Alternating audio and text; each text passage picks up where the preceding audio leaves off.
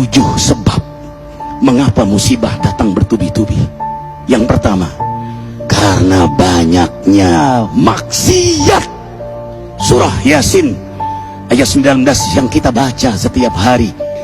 Kemalangan terjadi, musibah terjadi, malapetaka terjadi karena dosa keterlaluan kalian kepada Allah.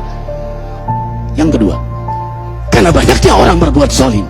Dengarkan surah Qasas ayat 59. Kami tidak akan menghancurkan satu daerah kecuali para penduduknya banyak berbuat zalim. Anak durhaka pada orang tua, istri yang berani kepada suaminya, perampok, pembunuhan di mana-mana. Ini mengundang bala bencana. Yang ketiga, mengundang bala bencana karena kelakuan tangan-tangan manusia. Rum 41. Telah tampak kerusakan di daratan dan lautan karena tangan-tangan jahil manusia, agar mereka merasakan akibat perbuatan mereka. Sebagian mereka merasakan akibat perbuatan mereka, agar mereka kembali kepada Allah. Yang keempat, bencana terjadi karena para tokoh melakukan kemaksiatan dan kezaliman. Dengarkan dengan iman, wahai penduduk Indonesia yang mulia. Bila kami ingin menghancurkan suatu negeri, kami perintahkan para tokohnya untuk taat kepada Allah, tapi mereka maksiat, tapi mereka berbuat zalim, tapi mereka khianat kepadaku dan kepada makhlukku. Bahaqqa alaihil qaul, maka haklah untuk mereka datang bala bencana seperti kaum Ad, kaum Samud, kaum Lut, kaum Nuh. Kami hancurkan sehancur-hancurnya.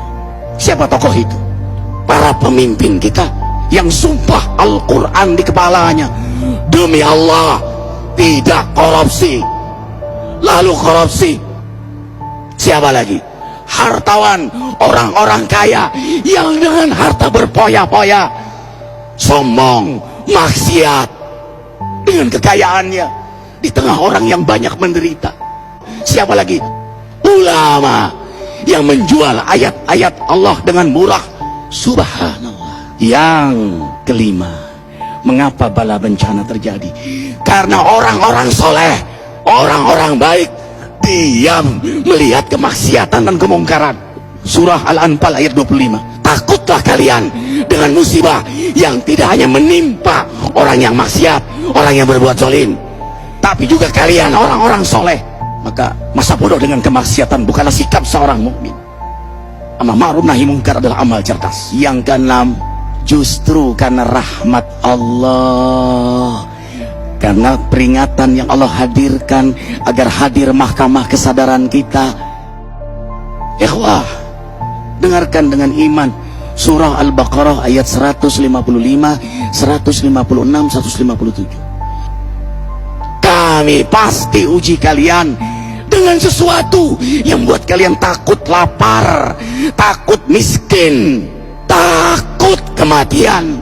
Tapi kabarkan berita gembira bagi hamba Allah yang sabar dari semua ujiannya, yang mereka berkata, sesungguhnya kami milik Allah dan sungguhnya kami akan kembali kepada Allah. Yang terakhir, yang ketujuh, ada yang nanya, bagaimana yang maksiat yang selamat? Tenang-tenang saja. Yang berbuat zalim malah sukses. Di mana keadilannya? Allah Maha Adil. Dengarkan surah Hud ayat 15-16.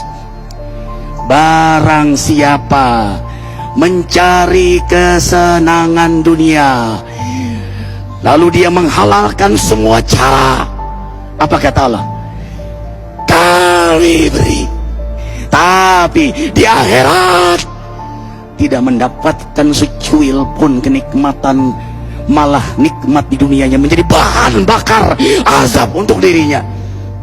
Itulah istidrat. Lalu apa sikap kita sekarang? Orang beriman menjadikan peristiwa apapun sebagai jalan untuk mendekatkan dirinya kepada Allah.